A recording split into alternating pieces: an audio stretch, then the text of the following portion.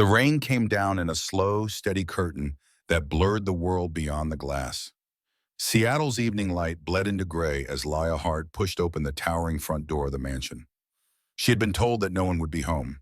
The house was supposed to be empty, just another weekend job, another space filled with echoes of other people's lives. Yet something about this place felt alive in its silence. The air smelled faintly of cedar, and something else. Leather, perhaps, or the ghost of cigar smoke long since faded. Her shoes clicked against marble floors that reflected the storm outside. Each step she took left a soft print that vanished as quickly as her breath. The glass walls faced Lake Union, where the water moved like liquid metal beneath the sky. She paused near a grand piano draped in a thin film of dust. Someone had once loved this piano. She could almost feel it waiting. Leia began wiping the keys gently, careful not to make noise. She worked as she always did, quietly, focused, as if tidiness could protect her from loneliness. The steady hum of machines came from somewhere deeper in the house.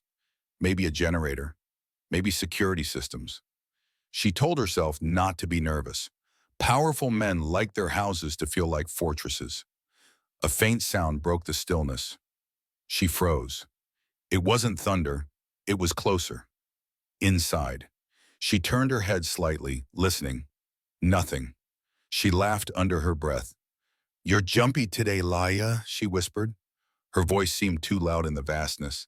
She reached for a vase on the piano and adjusted it. Then she heard it again. This time it was unmistakable. A voice, a man's whisper, raspy from disuse. "Don't move." The words cut through the air like glass breaking underwater. Leia's hand stopped mid-motion. For a heartbeat, she couldn't breathe. The candlelight reflection in the glass trembled. She looked toward the sound and saw him. A man sat in a wheelchair near the window, half hidden by shadow. His hair was dark with streaks of gray, longer than it should be, as if he'd stopped caring about such things. The lamplight carved lines across his face, deep, weathered, the kind that came not from age but from carrying weight no body was meant to hold.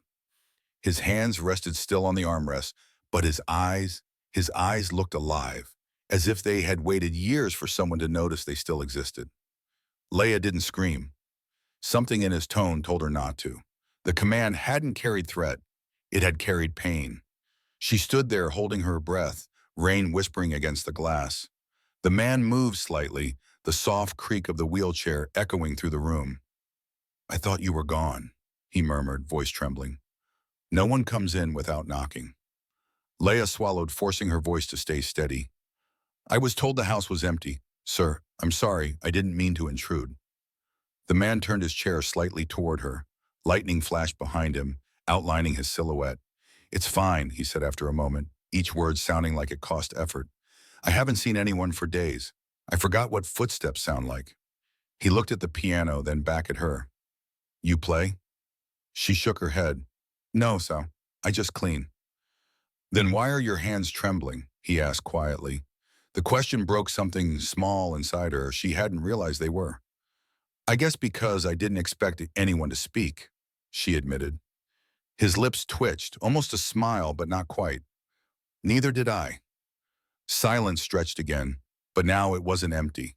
It was full of awareness, of curiosity, of the faint pulse of two people suddenly aware of the other's loneliness. Leia stepped back slowly. "I should finish the hallway, sir." "What's your name?" "Leia." "Leia," he repeated softly, tasting the word as if remembering language itself. "It's been a long time since I said anyone's name." She didn't know how to respond. She only nodded, her eyes meeting his reflection in the window instead of his face. Rain streaked down the glass, blending their outlines together. His motionless form and her hesitant shadow. "Do you want me to close the blinds?" she asked finally. "No," he said. "Leave them open. I like the rain." She nodded again, unsure why her chest felt tight. The air between them shifted. It wasn't fear anymore. It was something quieter, deeper, a shared silence that somehow felt like recognition. She turned to leave the room, but his voice stopped her once more. "Leia," he said, softer now. "Thank you for not moving." She glanced back. His gaze had drifted toward the window again, as if he were speaking to the rain itself. For a moment, she thought he might vanish into that reflection, just another ghost behind the glass.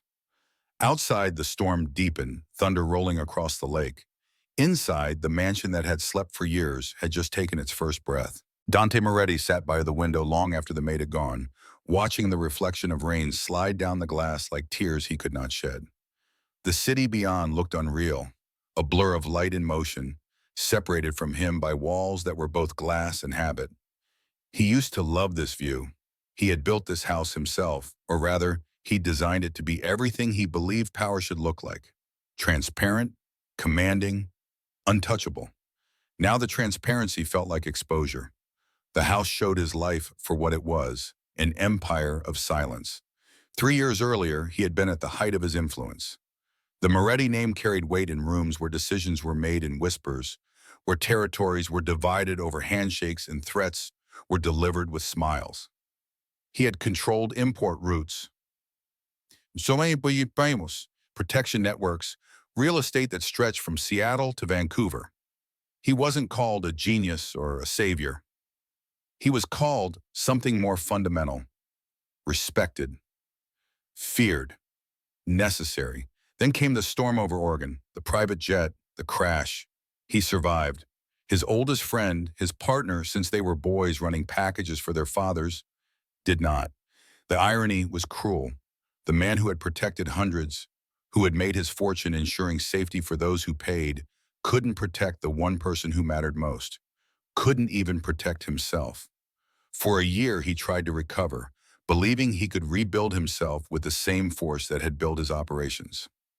But power is not physical therapy. Influence doesn't heal spinal cord damage. And when your voice disappears, not from injury, but from the weight of having nothing left worth saying, doctors give it names like psychogenic mutism, as if labels made the silence easier to bear. But Dante knew better. It wasn't his voice that was broken. It was purpose. Every word he could think of felt useless because there was no one he wanted to say it to. His wife left within months, unable to live inside the endless quiet, unable to accept that the man she'd married for his strength now embodied only its absence.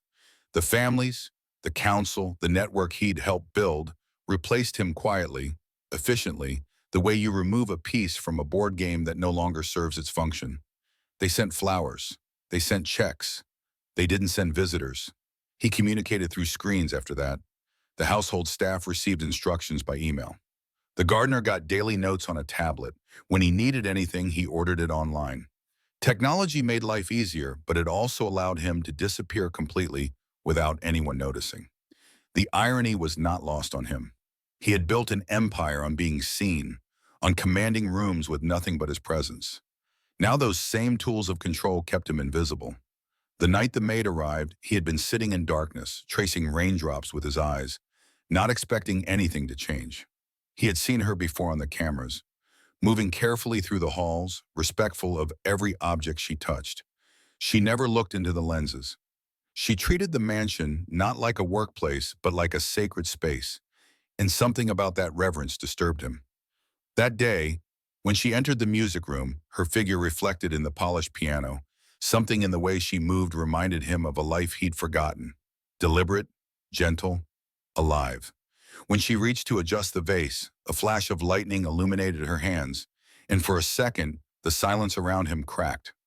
Words came out before he could stop them. "Don't move." The sound startled him as much as it did her. His voice was hoarse, deep, unused. It felt foreign, like something borrowed from another man, from the Dante who used to give orders that shaped the movement of entire cities. When she turned, eyes wide and uncertain, he realized how strange he must have looked. Pale, unshaven, diminished. A ghost sitting in a chair that might as well have been a throne of glass. But she didn't run. That, more than anything, stayed with him. Now, in the aftermath, he replayed the scene over and over in his mind. The words, the look on her face, the way the rain dimmed the light around her. For 3 years, he had spoken to no one. He thought silence had become a companion he could live with. But a single whisper had shattered that fragile peace.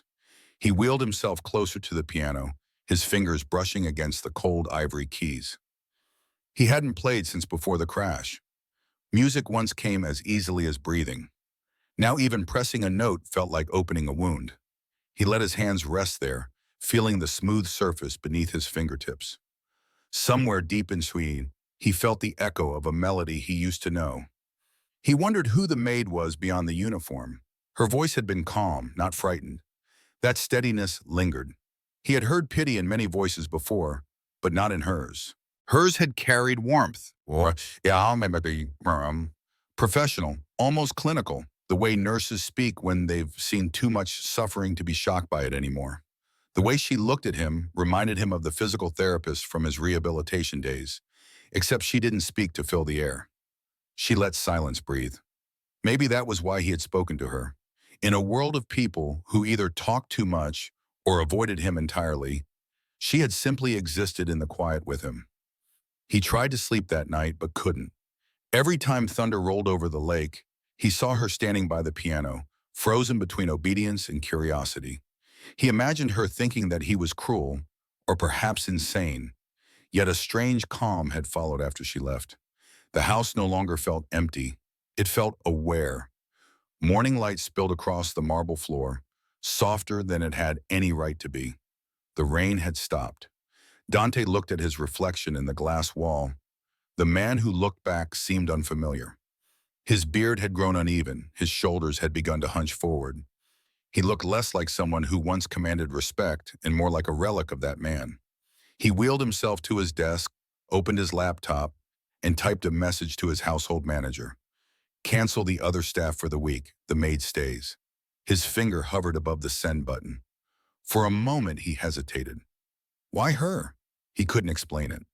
Something about her quiet presence had disturbed the stillness he'd mistaken for peace. It was terrifying and yet necessary. He pressed send. Later that afternoon when she returned, he didn't speak. He watched from the corner of the room as she moved through the halls. She didn't glance toward him or the cameras. She just worked, humming softly. A melody that was unfamiliar. Maybe a lullaby. Maybe something older. He closed his eyes and listened. For the first time in 3 years, the silence didn't hurt. The next few days passed like a gentle ripple through still water. The house, once known only for its echoes, began to carry traces of life. A teacup slightly out of place. The faint hum of a melody drifting between rooms. The quiet rhythm of footsteps that belonged to someone other than him. Lia Hart arrived each morning with the same calm expression. She wore simple clothes, hair tied back neatly, her eyes never resting anywhere longer than needed. She didn't know who he was at first. The man in the wheelchair by the window might have been a guest, a caretaker, or perhaps the ghost of the mansion itself. Dante Moretti didn't correct her assumption. He let her move through the house like sunlight moves through curtains, soft, unaware of how much light it brings. She worked with quiet precision, cleaning each surface, watering the plants he hadn't noticed dying, dusting the corners of rooms that hadn't been entered for years. When she reached the piano, she paused again. "It's a beautiful instrument," she murmured, half to herself. "No one plays it," he answered, his voice low, uncertain. She froze, surprised by the sound of him speaking again. "It should be played," she said after a moment. "Otherwise, it forgets how to sing." He studied her from across the room. She didn't look at him directly. Instead, she focused on the piano's reflection in the window, where the rain outside merged with her silhouette. "Do you play?" he asked. She shook her head. "My mother did. I only listened." Dante's throat tightened at the mention of a mother. He wanted to ask more, but words came slowly, like rusted hinges. "You're not afraid of this place." "It's just a house, sir," she replied softly. "The lonely ones are usually people, not walls." Her words lingered long after she left that evening. He repeated them silently, as if tasting their truth. The lonely ones are usually people. That night he dreamed of music. The next morning she arrived earlier than usual. The storm had ended, leaving the air crisp and cool. She moved through the kitchen, preparing breakfast, unaware that he had canceled all other staff, that she was the only living presence besides him in this vast, sleeping mansion. When she carried the tray into the living room, Dante was already there, watching her reflection in the glass. "You don't have to bring it to me," he said quietly. "I can wait." "It's my job," she replied simply, setting the tray near him. Do you always follow rules? Only the ones that keep me safe. Am I dangerous? She looked up for the first time straight into his eyes. No, she said, but silence can be. He wanted to ask what she meant, but she was already moving toward the shelves, rearranging books that hadn't been touched since before the accident. Her efficiency fascinated him. Every motion was deliberate, economical, graceful. He found himself timing his breathing with her steps, as if her presence set the rhythm for the house. When she finished, she turned to him again. Would you like me to close the blinds? No, he said. Leave them open. I like the rain. She smiled faintly. You said that before. Did I? Yes, the first day I met you. Then I must have meant it. She nodded, that small gesture carrying more warmth than any conversation he had had in years. After she left, he wheeled himself through the empty halls, seeing the faint traces of her presence everywhere. The scent of lemon soap, the folded towels, the order she'd quietly imposed upon his chaos. For the first time, he realized how much he had let the mansion decay along with him. Over the next few weeks, Leia continued her work.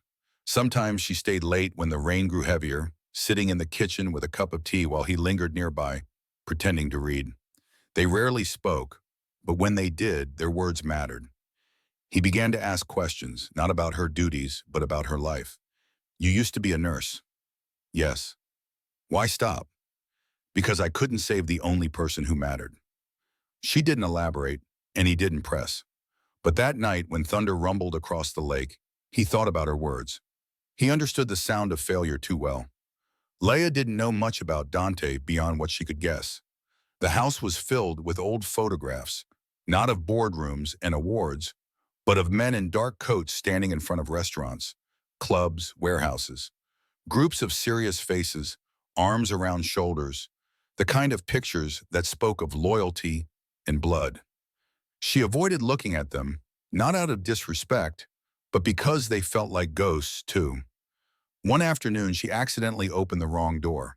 A study filled with old newspaper clippings, headlines about the crash, pictures of Dante standing beside another man, both younger, both smiling with the confidence of men who believed they were untouchable. The articles mentioned investigations, whispered connections, families. She froze, realizing at once who he was. He saw the door open from across the hall. Their eyes met. For a long second, neither moved. Then he nodded slowly, giving her permission not to apologize. The next day, she still came back. That morning, as she cleaned the windows overlooking the lake, she said quietly, I read about what happened, the crash. Then you know why I don't speak much. You don't have to explain. People grieve differently. Is that what this is? Grief? It's silence with a heartbeat, she said. That's still living. He looked at her, really looked, and something shifted in the air between them. She didn't see a former power broker. He didn't see a maid. They saw two people surviving the same invisible ache. By the time she left that evening, he found himself listening for the sound of the door closing, hoping it wouldn't come. But it did, softly as always, like the end of a song. He rolled back to the window. The city lights shimmered in the distance. The reflection showed his face beside hers, faint and overlapping in the glass. The mansion that had been his cage was beginning to feel like something else, something fragile and alive. He didn't know it yet, but every silence she left behind was already being filled by something new. Days began to blend together, not in monotony, but in a rhythm that felt almost human again. Leia arrived every morning just before 8, her footsteps soft, her voice softer. The sound of her keys unlocking the door had become part of the house's heartbeat. For the first time in years, Dante felt time move not as a blur of empty hours, but as moments he could recognize. She worked methodically, cleaning each room with care, humming songs that carried both sorrow and comfort. They weren't songs he knew, but he began to wait for them. Sometimes she hummed near the piano, her melody drifting through the open hallways like smoke from a candle. It gave the mansion shape again, made the air less hollow. Dante would sit near the window, pretending to read, while his eyes followed her reflection on the glass. He noticed how she always looked at things as if they had meaning, the curtains, the photographs, even the dust. When she dusted the piano keys, she never wiped away fingerprints. She left the faint marks behind, as if honoring the traces of whoever had touched them last. "You always hum the same tune," he said one morning. She paused, startled but not afraid. "It's an old song," she answered. "My mother used to sing it when she thought I was asleep." "Does it have words?" "Yes," she said quietly, "but it's better without them." "Why?" She looked up, her eyes meeting his through the reflection. "Because words can lie. Humming can't." That answer stayed with him. He found himself thinking about it long after she had left for the day. Words can lie. He had spent his whole life surrounded by words. Promises, threats, negotiations. Maybe that was why he'd stopped speaking. By the second week, she had begun to leave small changes behind. Flowers near the window, a new towel folded differently, the scent of fresh coffee in the kitchen. She never asked permission. He never told her to stop. He didn't want her to think of him as a patient or a master. Somewhere in between those two truths, something fragile was forming. One morning while she cleaned the bookshelves, she found a framed photograph lying face down. When she lifted it, she saw Dante, younger, stronger, smiling beside another man. The other man had his arm around Dante's shoulder. Brothers, maybe not by blood, but by something deeper. She hesitated, then placed the photo upright again. When he noticed later, he didn't comment, but his throat ached for hours. It was raining again when she came to bring him tea. "You've stopped wearing headphones," she said, noticing the absence of the small devices that once blocked the outside world. "They made the silence too loud," he replied. "Silence is never loud," she said. "It's only heavy when there's something it wants to say." He looked at her, wondering how someone could speak like that. "You think silence wants to say something?" "Of course," she said. "Sometimes it just needs someone brave enough to listen." That night he dreamed of her voice, not as words, but as warmth. The next morning the sunlight fell differently through the glass walls. He realized he had slept through the night for the first time in months. Slowly their exchanges became a ritual. She would speak in fragments. He would answer with pauses. "You used to be a nurse," he asked one afternoon. "Yes." "Why stop?" "Because I failed someone." "You couldn't have saved everyone." "That's what they told me," she said, "but they never met my mother." Dante didn't know how to comfort her, so he said nothing. Instead, he rolled closer to the piano, pressed one key gently, and said, "Then maybe you can help me save what's left of this." She smiled faintly. "The piano?" "Music," he said. That became the first time she laughed in his presence. A quiet, genuine, fine laugh that filled the room like sunlight through rain. From that day, their silence no longer felt like distance. It was a language they shared. In the evenings, when thunder rolled across the lake, she often stayed late. The housekeeper had stopped coming entirely, trusting Laya to lock up. Sometimes she found him in the study, staring at the old photo of him and his partner. She never asked questions. Instead, she'd wipe the dust off the frame and say softly, "He looks kind." "He was," Dante said once. "He believed in everything I forgot." "Maybe that's why you're still here," she whispered, "to remember." They never talked about the crash directly, but she could see it in his hands. The stiffness when he tried to move, the tremor when he reached for the teacup, the way he stared at the wheelchair as if it were a confession. He could see it in her too, the way she avoided hospitals when the news played in the background, the way she flinched when ambulances passed outside. Two wounded people, orbiting the same silence, waiting for one of them to breathe first. One rainy afternoon, he caught her standing by the window, staring at the lake. "What are you thinking?" And he asked. "How something so gray can still look alive," she said. "The lake?" "No," she said, glancing at him. "You." He didn't know how to answer. His mouth opened, but no words came. For the first time, his silence wasn't an escape. It was awe. Later that week, she stayed past midnight. The storm outside had cut the power, and the backup generator hummed softly. Candlelight flickered across the marble floors, painting the mansion in gold and shadow. She made tea by memory, her movements confident even in darkness. Dante watched her from across the room, his wheelchair positioned near the piano. "You should go home before it gets worse," he said. "The streets are flooded," she replied. "I'll wait until it calms down." "You don't have to stay." Neither do you, she said with a small smile. The simplicity of her answer disarmed him. He wanted to ask why she kept coming back, but instead he asked, do you ever get tired of cleaning up after other people? No, she said. Cleaning is just another kind of healing. You remove what hurts, you make room for light. He thought about that long after she fell silent. The house flickered between darkness and candlelight. Outside, the rain turned heavier, but inside, something quiet and fragile had begun to bloom. He realized he no longer watched her to fill time. He watched her because every movement reminded him he was still alive. The next morning, when the storm had passed, she opened the curtains and sunlight spilled into the room. Look, she said, pointing to the lake. The water looks new. He followed her gaze. The lake shimmered like glass reborn. He hadn't noticed before how beautiful it was after rain.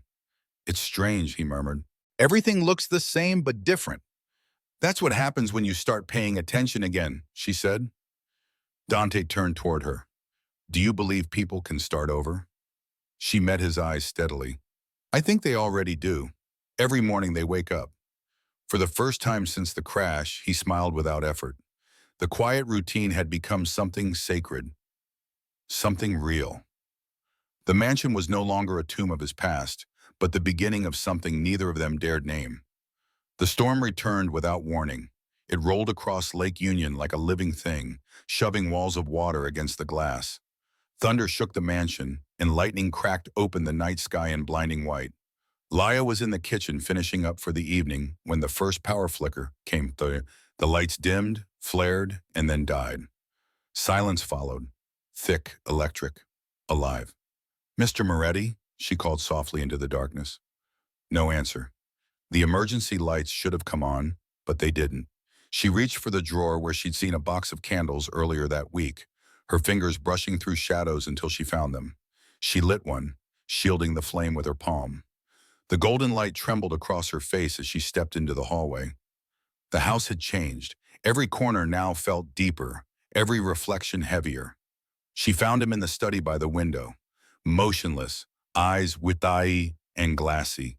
The faint reflection of lightning streaked across his face. He was gripping the arms of his wheelchair, chest rising too quickly, breath shallow. Mr. Moretti, she said softly, dropping the formality for the first time. Dante. His head jerked toward her voice, but didn't seem to see her. She moved closer, keeping her voice calm. It's just the storm. The lights will come back. He didn't respond. His breathing grew ragged, body trembling. The candlelight quivered. Dante, can you hear me?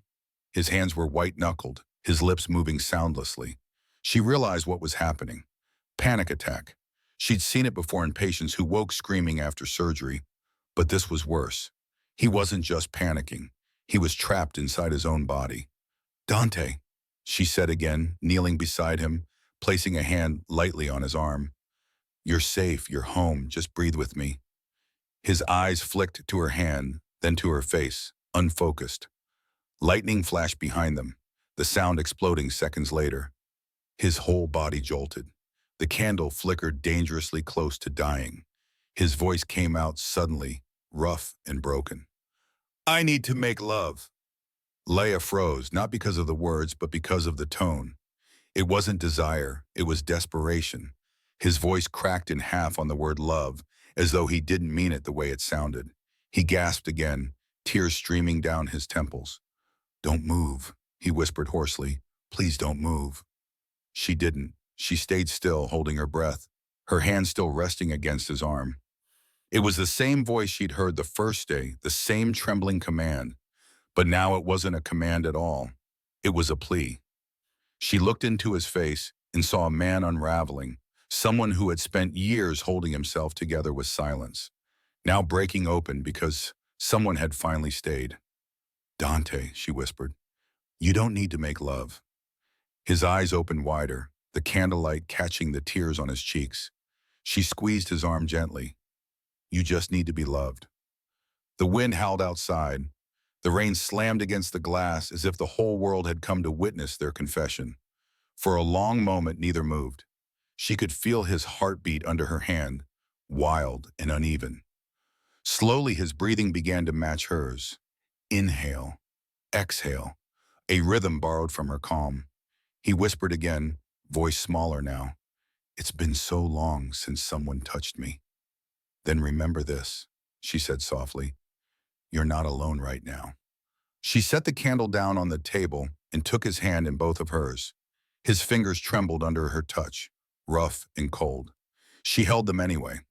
The silence between them deepened into something fragile but whole, like a thread connecting two people who had both forgotten how to feel safe. Why did you stay? He asked after a long moment, voice breaking. Everyone else leaves. Because you asked me not to move, she said simply, and because I knew you didn't mean what you said. What did I mean?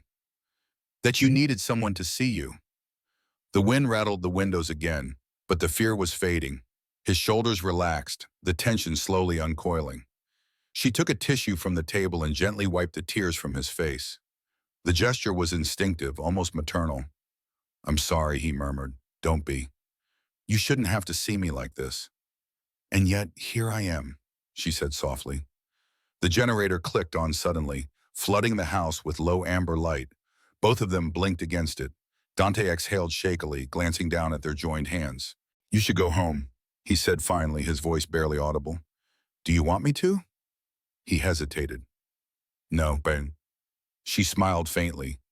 Then I'll stay until the storm ends. She poured tea by candle light, her movements steady, purposeful. The room smelled faintly of chamomile and rain. Dante drank slowly, the tremor in his hands lessening with each sip. I used to think silence was peace, he said after a while. Now it feels like drowning. Silence only heals when it's shared, she replied. Otherwise it eats you alive. He studied her face. The reflection of the candle made her eyes shine like amber. You talk like you've been there. I have, she said quietly. I watched someone die because I couldn't save her. After that, I stopped talking too. I thought if I worked hard enough, stayed quiet enough, maybe the world would forget my mistake. It doesn't, he said. No, she agreed, but sometimes it forgives. Another crack of thunder rolled across the sky. Neither flinched this time. The worst had already passed. They sat together in silence. The kind that didn't hurt. The kind that made room for breathing again. The clock on the wall ticked softly. Minutes melted into hours. When the storm finally began to fade, she rose to blow out the candle. The smoke curled upward, twisting in the air like a final sigh. Thank you, he said quietly. For what? For not leaving when I made it impossible to stay. You didn't make it impossible, she said. You made it honest. As she gathered her things to go, he spoke again. Laya, she turned. Yes? If I forget how to speak again tomorrow, will you still talk to me like this? She smiled faintly, her eyes warm but sad. I don't need you to speak, Dante. I just need you to listen. She walked to the door, her steps slow, reluctant. He watched her shadow move down the hall, then disappear. For a long time after she left, he sat there listening to the rain. The candle had gone out, but the air still smelled of warmth. He whispered into the quiet, testing the sound of her name. Laya. The word was soft, fragile, but it didn't break. It drifted through the house like a promise.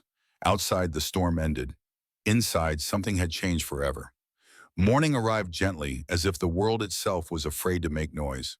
The sky was pale and washed clean, the rain clouds scattered into ribbons of silver light over Lake Union.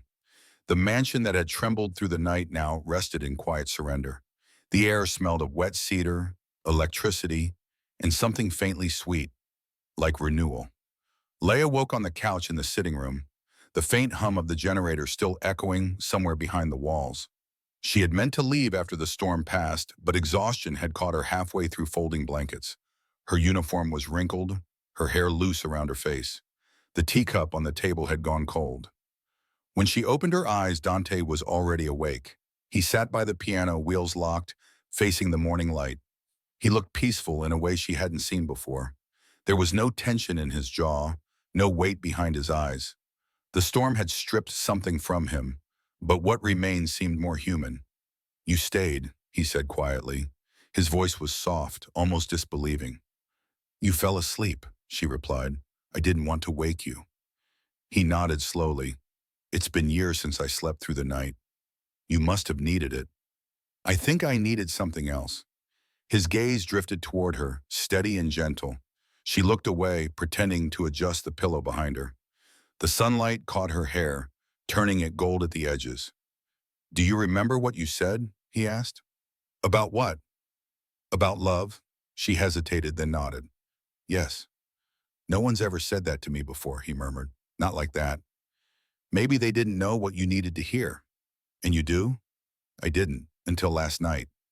The words hung between them, delicate as the morning light. Neither moved. The mansion seemed to listen. Finally, Leia stood and walked toward the kitchen. You should eat something. You're leaving. I'm making breakfast, she said without turning. That's not what I meant. Her hands stilled on the counter. Dante, last night was...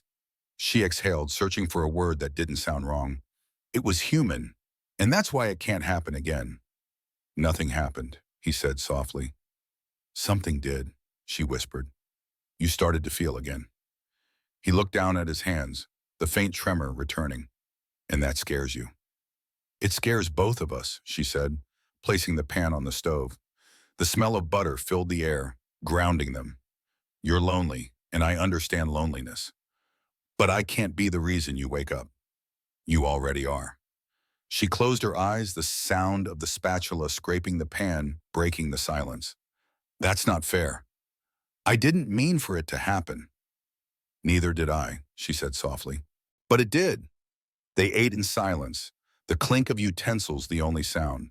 When she finished, she washed her plate and dried her hands, her movements deliberate, precise. He watched her, afraid to speak again.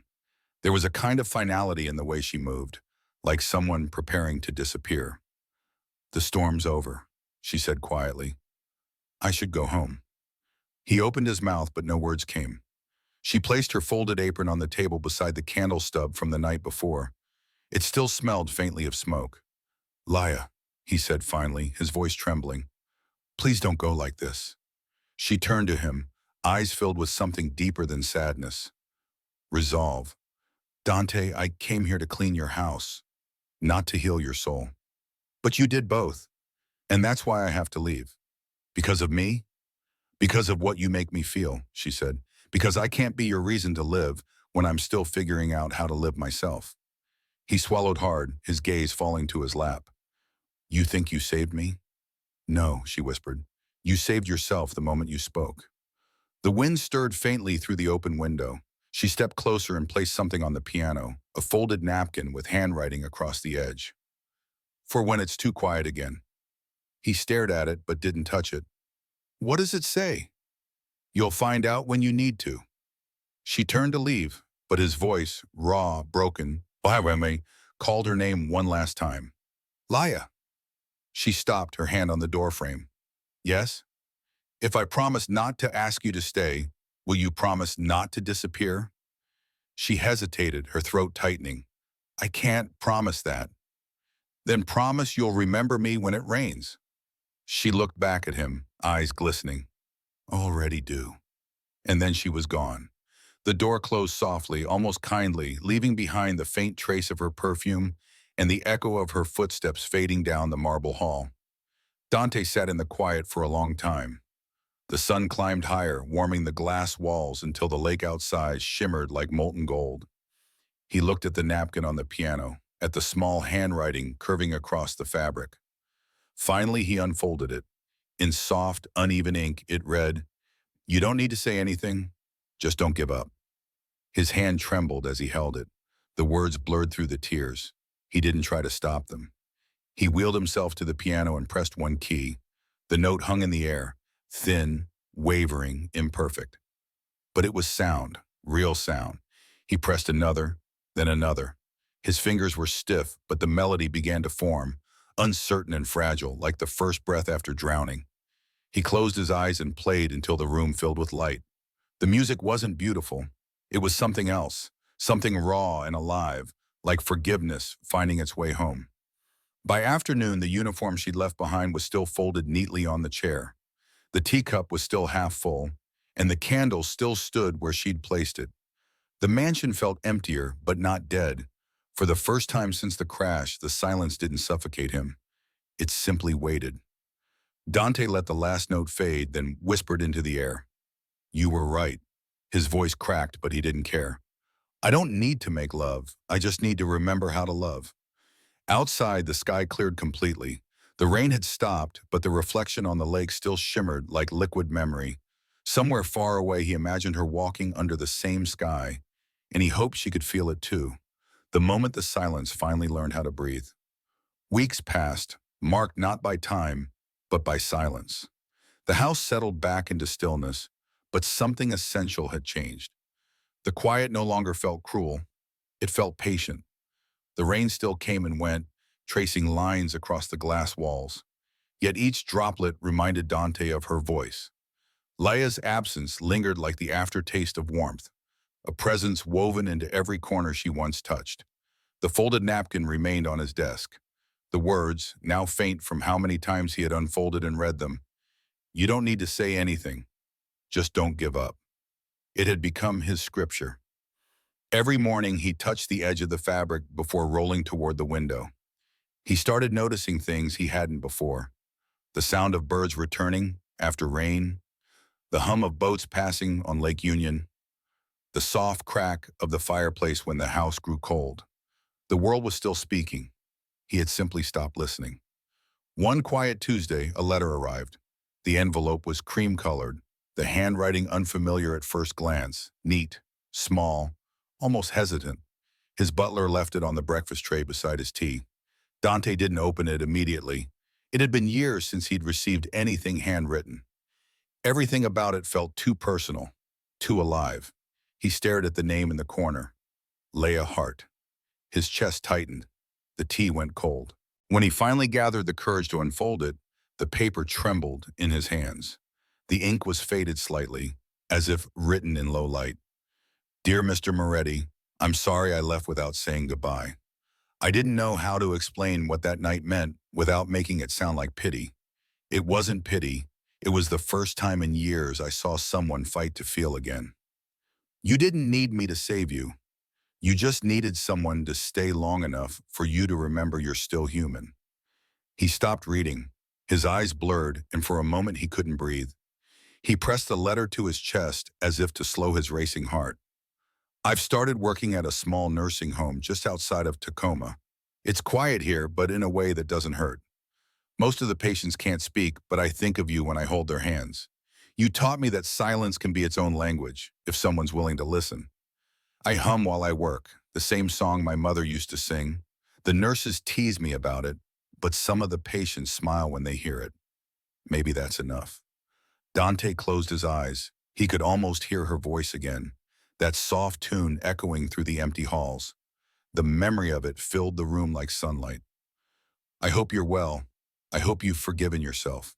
And if you ever play the piano again, I'll know you've found peace. The letter ended there, signed simply, with kindness, Laia. He reread it 3 times, each word cutting deeper and healing at once. Then with trembling hands, he rolled toward the piano. It waited in the same place by the window, silent but patient. Dust had settled across the keys again. He brushed it away carefully, his fingers pale and uncertain. For a long while he just stared at the ivory, afraid to begin. Then he pressed a single note. The sound filled the room, soft, imperfect, alive. He pressed another and another until the melody emerged, the one she had always hummed, the one he did not know he'd memorized. It was rough at first, uneven like breath after weeping, but soon it began to steady. The glass walls shimmered with the reflection of rain.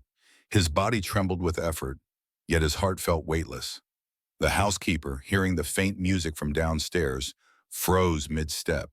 She hadn't heard the piano in years. She whispered a prayer under her breath and left him alone with his resurrection. As he played, Dante realized the letter had done something extraordinary. It gave him permission to live again. Not to be fixed, not to be whole, but to try. Every note he struck was a conversation with her absence.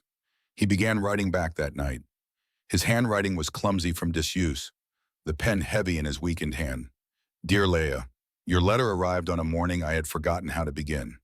You say silence can be a language. I think I'm finally learning its grammar. I played today. Not well, but honestly. And for the first time, the sound didn't frighten. I don't know if forgiveness ever fully arrives, but maybe that's not the point. Maybe we just learn to live with what we can undo. I hope you keep humming. You were right. It's better without words. D. He sealed the letter and set it on his desk, unsure if he would send it. It didn't matter. Writing it was enough. It meant his voice still existed, even if the world never heard it again. The next few days brought rain again. He welcomed it. He kept the windows open, letting the smell of the storm fill the halls. Sometimes he imagined her walking through the nursing home's quiet corridors, humming to those who could no longer speak. The thought comforted him. At night, he left the candle burning near the piano, the same one she'd lit during the storm. Its flame flickered against the glass, and sometimes, just sometimes, he thought he saw her reflection there. Her hands moving, her eyes warm, the faint curve of a smile. Weeks turned to months, and the letter became his anchor. Every time loneliness crept too close, he touched the paper and whispered, "Thank you." He didn't know if she'd ever write again, but she had already given him the only answer he needed. On a quiet morning near spring, the gardener found him in the music room, still by the window. The piano was silent, the letter lying open beside him. His eyes were closed, but his face looked peaceful. So peaceful it seemed impossible he had ever known despair. The nurse later said he must have fallen asleep listening to the rain. But that night, when the staff locked up, someone swore they heard the faint sound of a piano coming from the upper floor. A slow melody, imperfect and gentle, like a heart learning how to speak again. The letter didn't stop haunting him. It lived in his pocket, creased and worn from being folded too often, its paper softened by the warmth of his hand. Each time he read it, something inside him stirred. A memory of touch, a fragment of courage, the faint hum of her song echoing through his mind. Months passed since her words first reached him. The mansion, once a shrine to solitude, now felt too large for his new quiet. He began physical therapy again. The doctor, a young woman with sharp eyes and a kind heart, stared at his determination as if it were a miracle. "Mr. Moretti, you're months ahead of recovery projections," she said one afternoon as he managed to move his legs a few inches with the aid of new neuromuscular braces. He smiled faintly, exhausted but alive. "Maybe I just needed a reason." "Or someone," the doctor replied softly. He didn't answer, but his silence said enough. Each day after therapy, he rolled himself to the piano. It had become his heartbeat. He played for hours, even when his fingers cramped, until he could finally shape her song the way she hummed it, gentle, healing, unfinished. The mansion no longer felt haunted. It felt expectant, as though it too was waiting for something. One gray afternoon, he looked out over the lake and decided. He called the butler and asked him to prepare the adaptive car that had sat unused for years. "I'm driving," Dante said simply. The man hesitated. "Sir, are you certain? It's a long road." "Yes," Dante said, his tone calm but unwavering. "I've stayed still long enough." The next morning he left Seattle before dawn. The sky was the color of slate, and a fine mist clung to the pavement. The highway stretched endless ahead of him, wet asphalt, distant pine trees, mountains that rose like ghosts through the fog. His hands trembled slightly on the steering controls, but the freedom of movement, the wind rushing against the car windows, felt sacred. Every mile forward felt like reclaiming something time had stolen. Tacoma was quieter than he remembered. The nursing home sat at the edge of town, a low white building surrounded by oaks and lilacs. Children's chalk drawings covered the walkway near the entrance. He parked near the gate and stared for a moment, afraid to go inside. What if she'd moved on? What if she'd forgotten him? He almost turned around. Then a small voice inside whispered her words, "You don't need to say anything, just don't give up." He took a slow breath and rolled forward. The automatic doors opened with a soft hiss. Inside, the air smelled of disinfectant, lavender, and soup. A nurse glanced up from the front desk. "Can I help you, sir?" she asked. Dante hesitated. "I'm looking for Leah Hart." The nurse's face softened. "She's in the East Wing, room 104. But visiting hours don't start until—" "It's all right," came another voice. Leah was standing in the hallway behind the nurse, a clipboard in her hand, her hair tied back loosely. For a heartbeat, everything stopped. The sounds, the air, the weight of time. Her eyes widened in disbelief, then filled with tears faster than she could blink them away. Dante, she whispered. He tried to speak, but his throat closed. The letter trembled in his lap, worn and folded. She rushed forward, stopping just short of touching him, afraid it was a dream that might vanish if she reached too fast. You came all this way. He nodded. I had to. You're the only person who ever heard me. Her breath caught, the room blurring behind her. You shouldn't have, she murmured, though her voice betrayed the opposite. It's a long drive. I wanted to hear the song again, he said, from the source. She laughed through her tears, a sound that made the hall feel smaller, warmer. You remember it? Every note, he said. She gestured toward the window at the end of the corridor. There's a bench outside by the garden. It's quieter there. They went together side by side, his wheelchair humming softly, her steps unhurried. The garden was simple, roses, ivy, a single maple tree, shedding red leaves onto the grass. A few elderly residents watched from their chairs, smiling faintly at the sight of them. When they reached the bench, she sat beside him, close enough that their reflections overlapped in the glass door behind them. The sky had cleared, pale sunlight falling through the branches. You look stronger, she said. I feel less broken. So the therapy worked. No, he said, turning toward her. You did. She smiled, shaking her head. You give me too much credit. And you give yourself too little. They sat in silence, watching the wind stir the leaves. After a while, he took the letter from his pocket and handed it to her. I read this more times than I've breathed, he said. You said if I ever played again, you'd know I found peace, did you? I'm trying, he said. It's messy, imperfect, but it's real. She unfolded the letter gently, eyes soft with memory. I wasn't sure you'd ever read it. I didn't just read it, he said. I lived it. She reached out and took his hand, her touch steady and familiar. You came all this way to tell me that? No, he whispered. I came because I didn't want to spend another day wondering what your voice sounded like in person again. The words were simple, but they held years of silence behind them. Laya blinked back tears. You shouldn't say things like that, she said softly. Why not? Because I'll believe you. Then believe me. A single tear rolled down her cheek. He lifted his trembling hand and brushed it away with the back of his finger. You told me silence can heal, he said, but I think love finishes the work. She smiled then, through tears, her thumb resting lightly over his hand. You always had a way with words, even when you didn't use them. They stayed there until the sun began to set, the light dipping into amber over the garden. Neither spoke.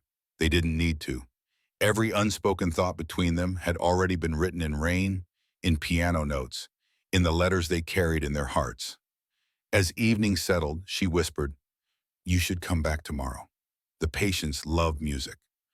Then I'll bring the only thing I have left to give, he said. What's that? The sound of being seen. And when she laughed, a soft, trembling sound, it felt like the world had exhaled. The silence between them wasn't lonely anymore. It was full. The seasons shifted softly around them. What began as a single visit became a rhythm of returning. Dante drove to the nursing home every weekend, rain or shine, until the staff stopped treating him as a visitor and started greeting him like family. He played the piano in the lobby while the residents listened from their wheelchairs, their eyes closing as if the music took them somewhere kinder. And always, Leia sat nearby, humming quietly, her voice weaving between his notes like a memory reborn. Over time, Dante's health began to fade. His doctors called it fatigue, a natural decline after years of immobility. But he recognized it for what it was, his body catching up with the years he'd spent waiting to live. He didn't tell Leia at first. She had rebuilt too much of him to burden her with the truth. But she saw the signs anyway. The way he paused longer between breaths, the way his hands trembled after every song. The moments when his gaze lingered on her face a little too long, as if memorizing her. One late afternoon, as gold light stretched across the nursing home garden, she found him sitting outside, staring at the small pond that reflected the sky. The air smelled faintly of lilac and autumn. You're quiet today, she said. I'm saving my strength, he answered, his smile soft but tired. For what? For the last sunset I want to see. Her heart stopped. Don't say things like that. I don't mean it as an ending, he said. Just a way of being grateful before I go. She sat beside him, her eyes wet. You're not going anywhere. Everyone goes somewhere, he said gently. I just want to choose the view. Silence fell between them. A few leaves drifted down from the maple tree, catching the light as they fell. She reached for his hand, clutching it tightly. You've built a life again, Dante. The foundation, the music, the patience you play for. Don't talk as if it's over. It's not over, he said, squeezing her fingers. It's finally beginning to make sense. That night, she insisted he stay in the spare cottage near the pond instead of driving back to Seattle. The staff helped prepare it, a small single-story home with wide doors and soft light that smelled of wood and warmth. Dante moved in with quiet gratitude, calling it the house that kindness built. Days passed in peace. Laya visited each morning before her shifts, bringing coffee and flowers from the garden. They talked about everything and nothing. Her mother, his empire, the shape of clouds, the way the rain always sounded like applause on the roof. He smiled more than he spoke. She laughed more than she cried. And together they learned to measure time not by clocks, but by the softness of each shared silence. One evening she arrived to find him by the window, a notebook open on his lap. What are you writing? She asked, leaning closer. Not writing, he said, remembering. She saw the first few words scrolled across the page. For Leia, who taught me that silence isn't the absence of sound, but the presence of love. Her throat tightened. You shouldn't waste your strength on this. It's not wasted, he said. It's being spent exactly where it belongs. He looked up then, his gaze steady, filled with the quiet conviction of a man who had already made peace. Leia, when I'm gone, promise me something. Don't, she said. Please, promise me you'll keep living, that you'll keep helping people who can't speak. Promise me you won't disappear into someone else's silence like I did. Tears fell freely down her cheeks. You gave me that strength, Dante. You don't have to ask me to keep it. Then we saved each other, he said softly. She knelt beside him, resting her head against his chest, listening to his heartbeat. It was slow, steady, fragile. I don't know how to let you go, she whispered. You don't have to, he murmured. Just carry what mattered. Outside, the sun began to dip toward the horizon, turning the pond into molten amber. The water shimmered with the reflection of clouds. He stretched his hands slowly, his fingers brushing hers. Look at it, he said. Every sunset is a rehearsal for heaven. She tried to smile through the tears. Then don't rush to the final act. He chuckled weakly. Maybe heaven waits for those who learn patience. As the light faded, the candle on the table beside them flickered. Its flame reflected in the glass, two small fires dancing side by side, one stronger, one weakening. Leia felt him tremble and pressed her palm against his. You're here, she whispered. You're still here. Always, he said, in the music, in the rain, in every quiet room that someone refuses to leave. His eyes drifted toward the window again. Promise me you'll play for them when I can't. I will, she said, her voice breaking, but only if you promise to listen.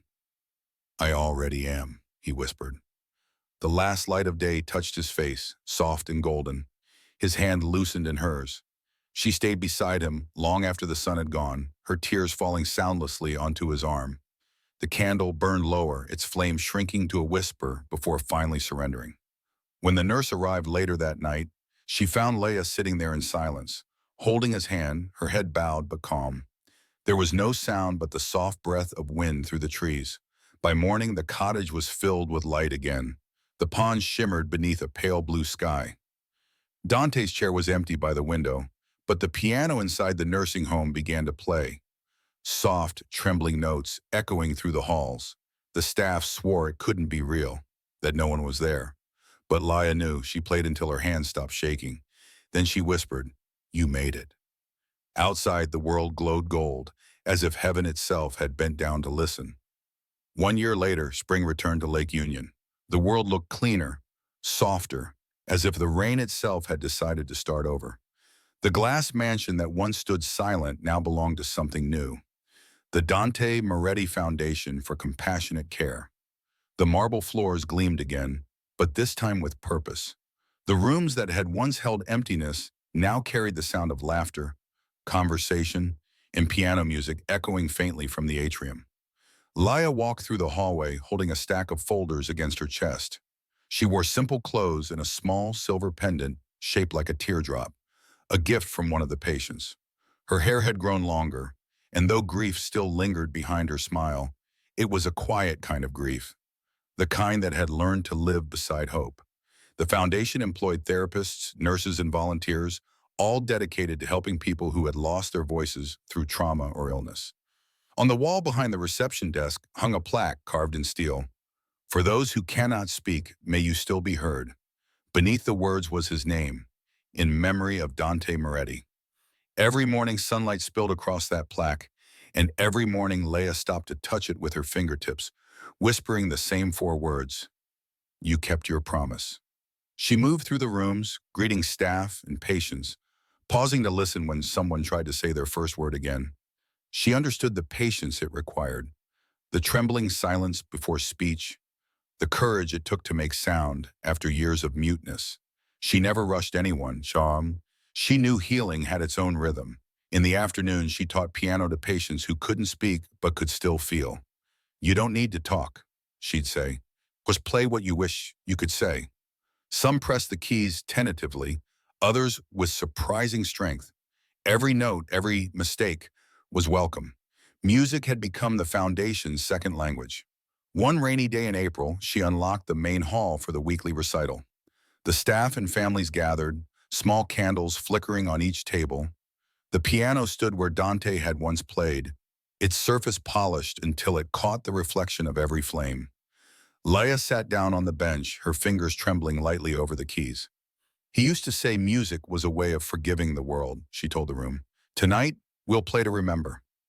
The melody that followed was the one she hadn't played since that last sunset by the pond. It rose softly, carrying warmth through the air, as if each note built a bridge between the living and the gone. When she reached the final chord, she looked up, and for a moment she swore she saw him in the reflection of the glass wall, his faint smile watching, his hand still. After the recital, she stepped outside. The rain was falling lightly, steady as breath. She stood beneath the overhang, feeling the mist on her face. In the distance, across the Wekawani Lake, the lights of the city shimmered. Somewhere between them and her, she imagined his voice again, the way it sounded that night in the dark. "Don't move," she whispered into the rain, smiling through tears. "I'm not going anywhere." Later that evening, she sat by the piano alone, lighting a single candle. Its flame flickered against the wall, casting shadows that danced like echoes of memory. Beside the candle rested a framed photograph, Dante sitting by the window, his eyes full of peace. Underneath, engraved in silver, were the words, "Love doesn't ask for permission. It finds two souls, binds them, and teaches them to speak even in silence." She reached into the drawer and pulled out the napkin he'd kept all those years ago. The ink was faded now, but the message still clear. "You don't need to obtain anything, just don't give up." She placed it beside the photograph and smiled. "You never did," she said softly. The candle burned lower, and she closed her eyes. The soft hum of rain blended with her breathing. She began to hum the tune, the same one her mother once sang, the same one that had tied her to Dante across storms and silence. As her voice filled the room, the piano seemed to answer back, each vibration resonating through the wood, through the air, through memory itself. When she finished, she whispered, "Good night, Dante." Then she blew out the candle. The smoke curled upward, twisting gently before fading into the dark. Outside, dawn began to break through the clouds. The lake shimmered, alive with light. And for those who listened closely, somewhere between the rain and the wind, there was the faint sound of a piano, soft, imperfect, eternal, carrying a promise that love, once spoken, never truly goes silent.